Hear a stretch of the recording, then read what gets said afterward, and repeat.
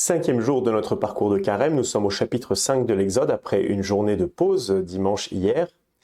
Et aujourd'hui, nous voyons que le peuple accepte de faire confiance à Moïse et au Dieu qu'il a envoyé.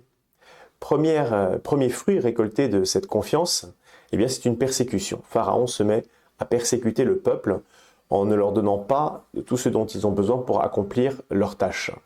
La paille est nécessaire pour faire les briques parce que l'argile égyptienne, si elle est très solide, quand elle sèche, elle est comme la pierre, elle est aussi très friable. Et donc il faut de la paille pour faire des briques solides.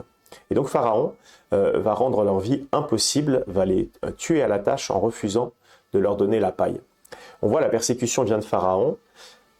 La rébellion, eh bien, elle est contre Moïse et contre Dieu. C'est quelque chose peut-être qui rappelle les difficultés de la vie spirituelle, où lorsque nous faisons confiance au Seigneur, eh bien ce que nous récoltons en premier, bien sûr, Jésus dit il y a pour vous le royaume, mais il y a aussi, il le dit, en ce monde, des persécutions, et donc des épreuves à traverser, des difficultés. Et nous voyons que cette tentation de la rébellion, nous la voyons aussi à l'œuvre dans la parabole du semeur.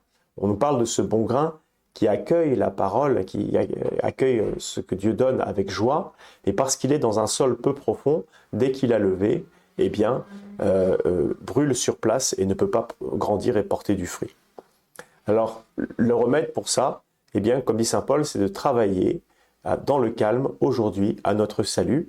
Et pour cela, je vous propose de tout mettre en œuvre pour pouvoir sanctifier le dimanche. Parfois, il y a des choses qu'on n'a pas le temps de faire pendant la semaine et qu'on fait le dimanche.